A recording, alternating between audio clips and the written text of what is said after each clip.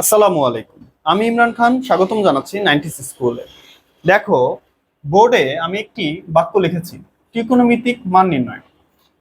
স্বাভাবিকভাবে ত্রিকোণমিতির ম্যাথ করতে গেলে আমাদের 0 থেকে 90 ডিগ্রির মানগুলো লাগে। আমাদের দেশের স্টুডেন্টরা যে কাজটা করে, এই মানগুলো তারা মুখস্থ করে। মুখস্থ ছাড়া এই মানগুলো আমরা মাথায় রাখতে পারি। সেই সংক্রান্ত ট্রিক্স আমি আজকে তোমাদের শেখানোর চেষ্টা করব। দেখো, আমাদের ত্রিকোণমিতির ক্ষেত্রে উপাদান আছে হচ্ছে 6টা। সাইন, কোসেক, এটা একটা জোড়া থাকে, তাই তো? এরা এক জোড়ে থাকে। তারপরে আছে হচ্ছে ট্যান, কট, এরা এক জোড় অবস্থায় থাকে। এবং আছে হচ্ছে কস, সেক, এরা এক জোড় অবস্থায় থাকে। তোমাদের যখন আমি ত্রিকোণমিতিক সূত্র পড়েছি, তখন এই 6টা উপাদানকে নিয়ে বিপরীতকরণ আমি 6টা সূত্র লিখে দিয়েছিলাম। সেখানে দেখো, সাইনের বিপরীত সবসময় কি থাকে? কোসেক থাকে। কসের বিপরীত সবসময় থাকে কি? সেক। ট্যানের বিপরীত থাকে কি? কট। তো এইখানে আমরা এই মানগুলো নির্ণয় করার জন্য স্বাভাবিকভাবে 0, 1, 2, 3, 4 এই মানগুলো নেওয়ার চেষ্টা করব। দেখো, যখন আমরা সাইনের মান বের করব, সাইন সাইনের মান বের করব। দেখো, সাইনের জন্য নিব কত? 0। 30 ডিগ্রির জন্য 1, 2, 3, 4। এখন এই প্রত্যেকটা মানকে আমি 4 দ্বারা ভাগ করে দিব। প্রত্যেকটা মানকে আমি 4 দ্বারা ভাগ করে দিব। দেখো, 4 দ্বারা ভাগ করার পরে এই মানটাকে আমরা হচ্ছে বর্গমূল করব। বর্গমূল করলে দেখো কি আসবে। এটাকে বর্গমূল করলে আসবে সাইনের মান, 0 ডিগ্রির মান 0। এটাকে করলে আসবে কি? 1/2। 4 কে রুট করলে কত হয়? 2। দেখো, এখানে যদি আমি কাটি 1, 2, তার মানে কি হবে? 1/√2। 60 ডিগ্রির মান হবে হচ্ছে √3/2। 4 কে রুট করলে কত হয়? 2। আর √3 কে রুট করলে √3। এরপর দেখেন, এটা কেটে যাবে, থাকবে কি? 1। 1 কে বর্গমূল করলে 1ই হবে।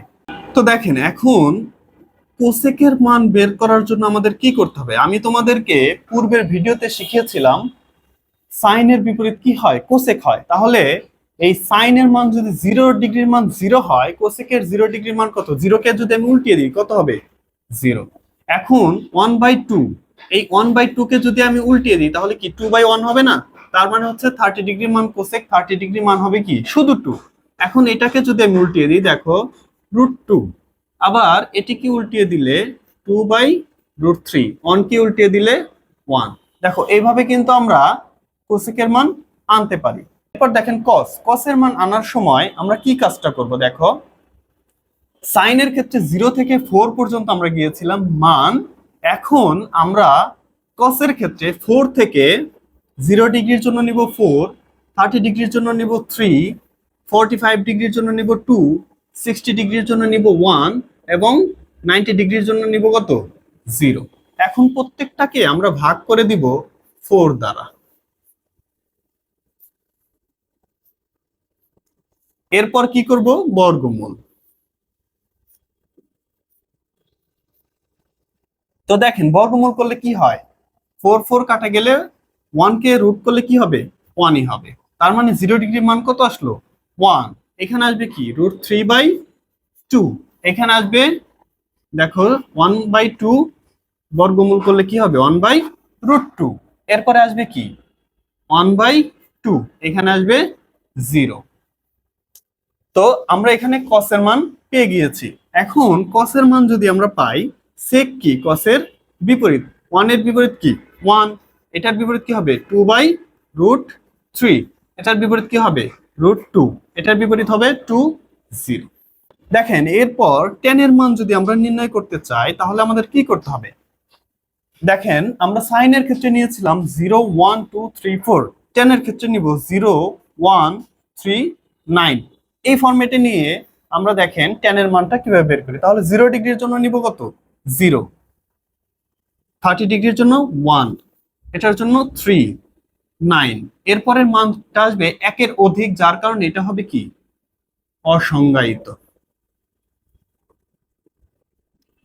অসংজ্ঞায়িত। এখন দেখেন এই 0 কে ভাগ করব কত দ্বারা 3 দ্বারা। tan এর ক্ষেত্রে 3 দ্বারা ভাগ করব, কত দ্বারা ভাগ করব 3 দ্বারা। 3 দ্বারা ভাগ করে দেখেন প্রত্যেকটাকে কি করে দিব বর্গমূল করে দিব। বর্গমূল করলে কি আসে দেখো 0 কে 3, এখানে আসবে কত 0, এখানে আসবে কত 1/√3, এখানে আসবে 1, এখানে আসবে √3। এটা তো অসংজ্ঞায়িত। এখন দেখেন tan এর মান আমরা বের করেছি।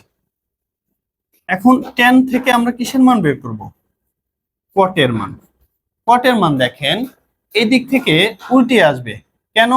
কারণ হচ্ছে যখন এটার tan এর মান 90 ডিগ্রি হচ্ছে অসংজ্ঞায়িত থাকবে, cot এর 0 ডিগ্রির মানটা কত থাকবে অসংজ্ঞায়িত। মানে বিপরীত দিক থেকে আসবে। এরপরে দেখেন তাহলে 30 ডিগ্রির মান কত হবে √3। দেখেন অসংজ্ঞায়িত লিখেছি, √3 লিখেছি, এরপরে কত আছে 45 ডিগ্রি মান 1, এবং তারপরে দেখেন কত আছে 1/√3, কত 60 ডিগ্রি মান 1/√3, এবং cot 90 ডিগ্রি মান হবে কত 0। এই হচ্ছে এই টেকনিকে আমরা ত্রিকোণমিতিক মানগুলো মুখস্থ রাখতে পারি। আশা করি তোমরা সবাই বুঝতে পেরেছো। ধন্যবাদ সবাইকে। আসসালামু আলাইকুম ওয়া রাহমাতুল্লাহ।